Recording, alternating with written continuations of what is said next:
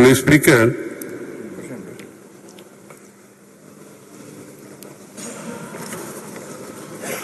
আমাদের বিরোধী দলীয় নেতৃবৃন্দ অনেকগুলো বক্তব্য রেখেছেন আজকে এখানে।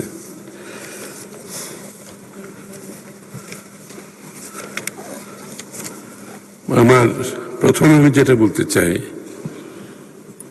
সেটা হচ্ছে আমাদের বিরোধী দলীয় নেতা চ্যালেঞ্জ করেছেন যে ইসলামিক ব্যাংক থেকে যে টাকাগুলো বের হয়েছে সেগুলোর প্রতিবাদে উনি চ্যালেঞ্জ করেছেন যে এখানে জামাত ইসলামের কোন রকমের এর সাথে জড়িত না। উনি চ্যালেঞ্জ করেছেন, গোল্ড মেডেল দিতে বলেছেন। মাননীয় স্পিকার, এই দাবিটা কিন্তু সালমান রহমানও করতে পারে।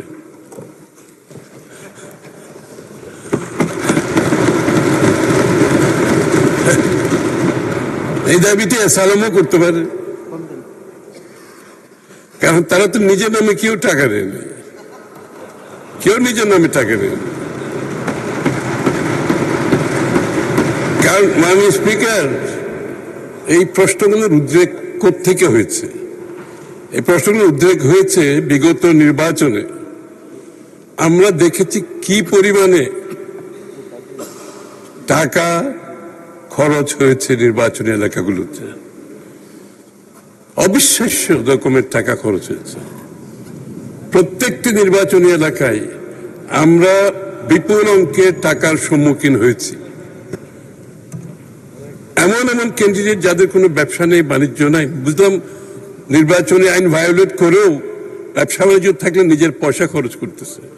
এমন এমন ক্যান্ডিডেট ছিল যাদের তেমন কোনো আয়ের উৎস সম্বন্ধে জানা নেই, কিন্তু তারাও কোটি কোটি, 50 কোটি, 100 কোটি টাকা খরচ করেছে। মাননীয় স্পিকার, এই প্রশ্নগুলো আসছে কিন্তু ওই জায়গা থেকে, এবং এটা কিন্তু পাবলিক নলেজ যে সবার কাছে এত টাকা কিভাবে খরচ করতে পারে। তো এটা একটা বিষয় আছে, এটা আমাদের বোঝা দরকার। এটা অনেক কারণে, শুধু ব্যাংকের থেকে টাকা নিয়ে যাওয়ার কারণ না, আরেকটা কারণ হচ্ছে আমাদের নির্বাচনী ব্যবস্থা, গণতান্ত্রিক ব্যবস্থাকে এটা বাধাগ্রস্ত করবে। এই ধরনের অর্থ আপনার আনআর্নড ইনকাম, যারা ইনকাম আর্ন করে না, এই টাকা যখন পলিটিক্সে আসে সেটা রাজনীতির জন্য খুবই ক্ষতিকর। মাননীয় স্পিকার, দ্বিতীয় কথা হচ্ছে এখানে পিটিশন যেটা দিয়েছে, এখানে বলা হচ্ছে চেয়ারম্যানের কথা বলা হয়েছে পার্টিকুলারলি। তো চেয়ারম্যান সম্বন্ধে আমরা বিরোধী দলের মন্তব্য শুনেছি। চেয়ারম্যানের চরিত্র সম্বন্ধে ওনারা বলেছেন, এটা ওনাদের মন্তব্য, কিন্তু বাংলাদেশ ব্যাংক কিন্তু এটা পরিষ্কারভাবে বলেছে ওনারা তদন্ত সবকিছু করে এখানে ওনাদের এখানে তদন্তে কিছুই পাওয়া যায় না। আমার প্রশ্ন সেখানে না, আমার প্রশ্ন হচ্ছে একজন চেয়ারম্যানের কারণে, একজন চেয়ারম্যানের মনোনয়নের কারণে কোন ব্যাংকের গ্রাহকরা টাকা উত্তোলন করে চলে যায়, এটার কোনো নজির নাই। মাননীয় স্পিকার, কোনো নজির নাই দুনিয়াতে। আসলে কোন ব্যাংকের চেয়ারম্যান কে গ্রাহকের ধার ধারে না, গ্রাহক ধার ধারে তার ইন্টারেস্ট সে ঠিক মতো পাচ্ছে কিনা, সে টাকাটা ফেরত পাবে কিনা, এবং আস্থা আছে কিনা। চেয়ারম্যানের মনোনয়নের কারণে কোন ব্যাংক থেকে টাকা উত্তোলনের বিশ্বে কোনো নজির নেই, কারণ গ্রাহকদের কোনো ইন্টারেস্টই নেই এখানে। সুতরাং এই যে টাকা উত্তোলন হচ্ছে, আপনারা বললেন মাননীয় বিরোধী দলের সদস্যরা, এই যে টাকা উত্তোলন 2000-3000 কোটি টাকা উত্তোলন হয়েছে, এটার সাথে কিন্তু আরো কিছু ব্যাপার আছে এখানে। এটার সাথে সাথে এই যে আমাদের ব্যাংকের ভিতরে বাইরে যে উগ্র মিছিল এবং কর্মসূচি গ্রহণ করা হয়েছে, ব্যাংকের ভিতরে এবং বাইরে উচ্ছৃঙ্খল উগ্রতার সাথে যে ধরনের প্রতিবাদ করা হয়েছে, এবং এটা এখনো অব্যাহত আছে, এটা হচ্ছে একটা দিক। এবং এটার সাথে সাথে যে আপনাদের যে মাননীয় বিরোধী দলের যে আশঙ্কা যে আপনারা প্রকাশ করছেন, এটা আমরা একটু যোগসূত্র দেখতে পাচ্ছি এখানে। কারণ এই যারা উইথড্র করে চলে গেল এরা কারা? নিশ্চয় চেয়ারম্যানের কারণে উইথড্র করে নাই। যারা উইথড্র করে চলে গেছে তারা বোধহয় এই ইসলামিক ব্যাংকটাকে বিপদে ফেলতে চাচ্ছে, এবং এর পেছনে কারো হাত আছে আমরা বিশ্বাস করি, কোন কোন শক্তির হাত আছে। তারা চায়, আসলে তারা ইসলামিক ব্যাংকের ফেল করতে চায়। ইসলামিক ব্যাংকটাকে তারা ফেল করে রাজনৈতিকভাবে ফায়দা উসুল করতে যাচ্ছে। এখানে ইসলামিক ব্যাংকের ভালোর জন্য কেউ বলছে, আমি সেটা বিশ্বাস করতে চাই না মাননীয় স্পিকার। এইটাকে ফেল করাবে এবং রাজনৈতিক ভাবে বলবে যে আর্থিক শৃঙ্খলা দেশে নষ্ট হয়ে গেছে। আমি একটা কথা পরিষ্কার ভাবে বলতে চাই মাননীয় স্পিকার, বাংলাদেশ জাতীয়তাবাদী দল আমরা আর্থিক শৃঙ্খলায় বিশ্বাস করি, এবং আমরা বিশ্বাস করি না আমরা যে কথাগুলো বলি আর্থিক শৃঙ্খলার কথা, আমরা যখন বলি ম্যাক্রো স্টেবিলিটির কথা, আমরা যখন বিনিয়োগের কথা বলি, আমরা কিন্তু কথাগুলো অক্ষরে করে পালন করি। আপনি বিএনপির বিগত দিনের সরকারগুলোর ইতিহাস যদি আপনি দেখবেন, আর্থিক শৃঙ্খলা নিয়ে কোনো প্রশ্ন নাই, শেয়ার বাজার নিয়ে কোনো প্রশ্ন নাই, ম্যাক্রো ইকোনমিক স্টেবিলিটি সবসময় বিএনপির সময় সবচেয়ে সচল ছিল। সেই জায়গা থেকে তো আমরা সরে দাঁড়াই নাই, আমরা বরঞ্চ আরো ভালোর দিকে যাচ্ছি। এখন বাংলাদেশে আর্থিক শৃঙ্খলার প্রয়োজনীয়তা বিএনপির চেয়ে বেশি কেউ অনুধাবন করে না মাননীয় স্পিকার। এইখানে মাননীয় স্পিকার ওনাদের পিটিশনে একটা জায়গা আমি আসছি, যে ওনারা বলছেন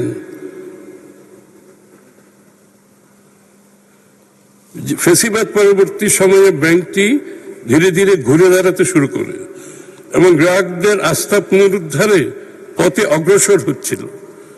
1 বছরের ব্যবধানে ব্যাংকের মুনাফা 108 কোটি টাকা থেকে বেড়ে 137 কোটিতে উন্নীত হয়। ঠিক এমন সময় দখলদারি ইত্যাদি ইত্যাদি, এটার একটা হিসাব আমি মাননীয় স্পিকার দিচ্ছি।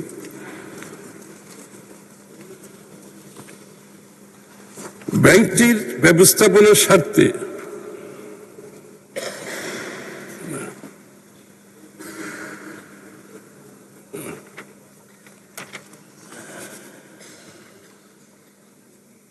যে 2 বছরের ওনারা প্রফিটের কথা বলছেন, ওই 2 বছরের ব্যাংকের যে প্রভিশন, প্রায় 70,000 কোটি টাকার মতো প্রভিশন ওনারা ওই বছরও ক্যারি ফরওয়ার্ড করেছে, তার পরের বছরও ক্যারি ফরওয়ার্ড করেছে মাননীয় স্পিকার। অর্থাৎ এটা আসলে ওই প্রভিশন যদি আপনি দেখান যে এনপিএল নন পারফরমেন্স লোনে, এটা বিশাল ক্ষতির অবস্থানে ছিল। সুতরাং দিস ইজ উইন্ডো ড্রেসিং, এটা প্রফিট না মাননীয় speaker, this is window dressing.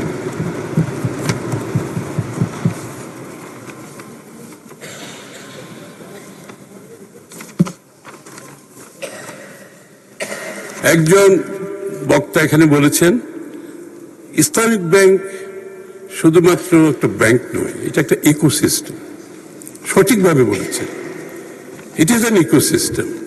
এই ব্যাংকটাকে ঘিরে যে রাজনৈতিক কর্মকাণ্ড চলছে মাননীয় স্পিকার, এই ব্যাংকটিকে ঘিরে যে সুবিধাবাদী রাজনীতিতে অর্থায়নের যে প্রক্রিয়া চলছে, এটা শুধু ব্যাংকের মধ্যে সীমাবদ্ধ না, এটা রাজনীতির মধ্যে ঢুকে পড়েছে।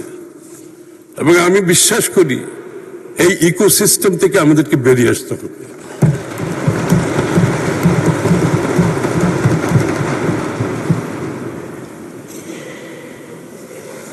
যেটা আমি একটু আগেই বলছিলাম, ওইটা আবার রিপিট করি।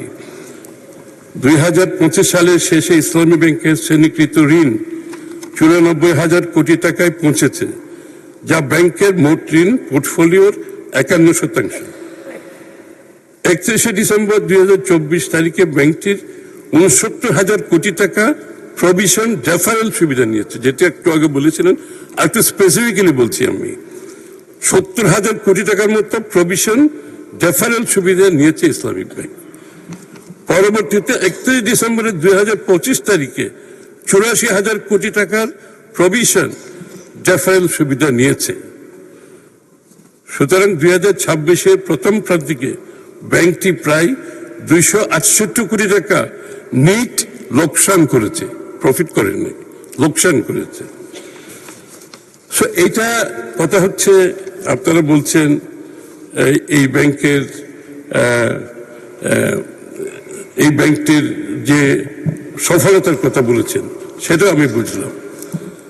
আপনি উইথড্রয়ালের ব্যাপারটা আমি আবারও বলি যে যখন স্বৈরশাসকের সময়, ফ্যাসিস্ট সরকারের সময় ইসলামিক ব্যাংক যখন টেক ওভার হয়, স্বৈরশাসকের লোকজন যখন টেক ওভার করেছে বলে আপনারা বলছেন, তখন কি ব্যাংকের গ্রাহকরা তাদের টাকা প্রত্যাহার করেছিল?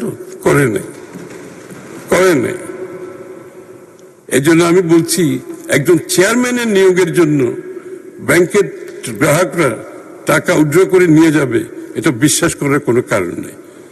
কারণ ডিপোজিটারদের সাথে, ডিপোজিটার ব্যাংকের গ্রাহকের সাথে ব্যাংকের চেয়ারম্যানকে, এটা তাদের কোনো সম্পর্কিত কোনো ব্যাপার নয়।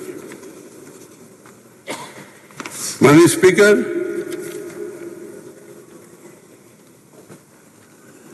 আপনারা শেয়ার বৈধ মালিকের কাছে ফেরত দেওয়ার কথা বলছেন, ভালো কথা। আসলে পুরো প্রসেসটা তো তাই। আমি আপনারা কি বলছেন ঠিক বুঝতে পারছি না। মানে স্পিকার, ফুল এখন যে প্রসেসটা চলছে বাংলাদেশ ব্যাংকের মাধ্যমে, সেটাই তো উদ্দেশ্য। সরকার তার বৈধ মালিকের কাছে ব্যাংক ফিরিয়ে দেওয়ার যে প্রক্রিয়া, সেই প্রক্রিয়াটা বাংলাদেশ ব্যাংক বর্তমানে করছে। এবং বাংলাদেশ ব্যাংক যেখানে শঙ্কা প্রকাশ করছে, বাধাগ্রস্ত হচ্ছে যে যাদের মাধ্যমে পরিচালিত হলে গ্রাহকদের সুবিধা হবে, শেয়ার হোল্ডারের সুবিধা হবে, সেই জায়গায় পরিবর্তনটা আনছে। এবং সেই পরিবর্তন আনার অধিকার বাংলাদেশ ব্যাংকের ব্যাংক আইনের পরিপ্রেক্ষিতে আছে। সেই কাজটি তারা করছে। এখানে আপনাদের আপত্তির আমি তো কিছু দেখতে পাচ্ছি না। এবং এর মাধ্যমে এটা একটা আইনও তো আছে, সময়সীমাও নির্ধারিত আছে, কতদিনের মধ্যে এটা বাংলাদেশ ব্যাংকে করতে হবে। আপনারা একটু অপেক্ষা করুন না, দেখুন শেষ পর্যন্ত বাংলাদেশ ব্যাংক যে কাজটা হাতে নিয়েছে সেটা তারা সফলভাবে করতে পারে কিনা। আমরা তো দেখেছি, আমার কাছে মনে হচ্ছে পুরো বিষয়টা একটি রাজনৈতিকভাবে একটা অস্থিতিশীল অবস্থা সৃষ্টি করার এই সমস্ত মুভমেন্টের পিছনে কাজ করছে। এটা কোনো ইসলামী ব্যাংকের মধ্যে সীমিত নয়। মাননীয় স্পিকার, আমরা দেখেছি যখন মারা গেল, তোমরা গেলে কোথায়, মাহমুদপুরে,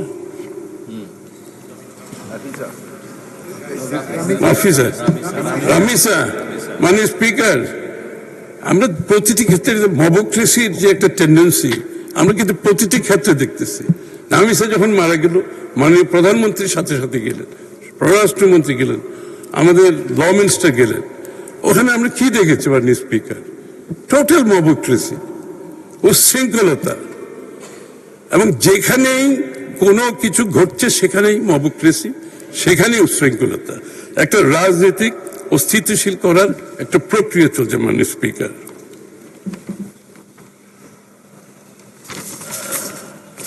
সম্মিলিত ইসলামিক ব্যাংকের ব্যাপারে আমি কেন এই কথাটা বলছি, যে আমরা দৃঢ়ভাবে বিশ্বাস করি যে ফাইন্যান্সিয়াল ডিসিপ্লিন ছাড়া কোনো দেশ এগোতে পারে না।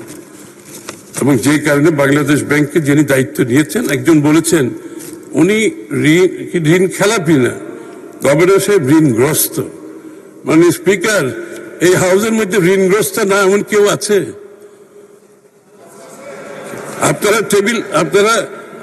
আপনারা এই টেলিভিশন, গাড়ি, এইগুলোর ডে টু ডে বেসিসে কোনো না কোনো ঋণ তো সবার থাকে। হ্যাঁ, ঋণ নাই? হ্যাঁ, তো তাইলে ব্যাংক করেছেন কি জন্য? তাহলে ব্যাংকটা করেছেন কি জন্য? কার জন্য? আসলে তো ব্যাংক, আমি তো বলছি,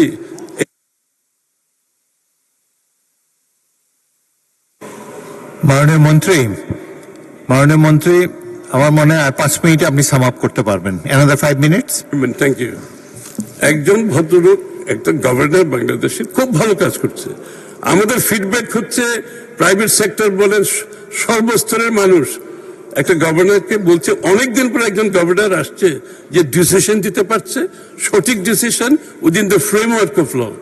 আপনারা একটা ঋণগ্রস্ত বলে তাকে আন্ডারমাইন করতেছেন। এটা হচ্ছে কি? এটা হচ্ছে আপনাদের চিন্তার প্রতিফলন। আপনারা কোনোভাবেই সঠিক কাজটাকে গ্রহণ করতে রাজি নেই। আপনারা চেয়ারম্যানের কারণে আপনারা টাকা উইথড্র করে নিয়ে যাচ্ছেন। তাদের এখানে একটা যোগসূত্র আছে, যারা টাকা নিয়ে যাচ্ছে, যারা ব্যাংকের ভিতরে বিশৃঙ্খলা সৃষ্টি করছে, ব্যাংকের বাইরে বিশৃঙ্খলা সৃষ্টি করছে, যারা এই প্রস্তাবটা আজকে এনেছেন তাদের মধ্যে একটা যোগসূত্র আছে বলে তো মনে হয় আমাদের কাছে। সুতরাং মাননীয় স্পিকার, আমি শেষ করছি এই কথাটা বলে, বাংলাদেশ জাতীয়তাবাদী দল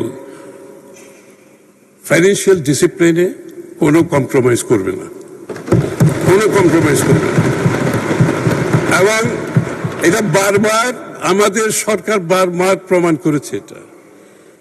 এবং আমাদের ফাইন্যান্সিয়াল ডিসিপ্লিনের কারণে, প্রুডেন্সের কারণে বাংলাদেশের ইকোনমি বারবার ঘুরে দাঁড়িয়েছে।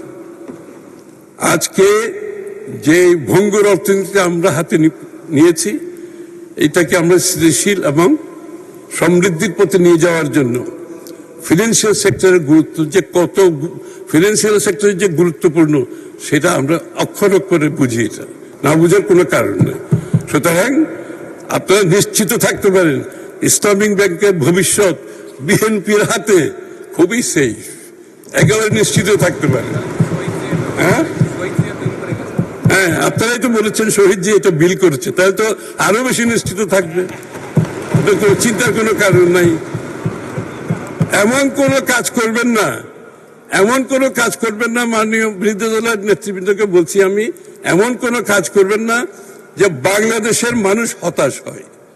একটা গণতান্ত্রিক সরকার দেশ চালাচ্ছে, একটা বিশাল সমর্থন নিয়ে একটা গণতান্ত্রিক সরকার দেশ চালাচ্ছে, এটাকে একটু সময় দেন।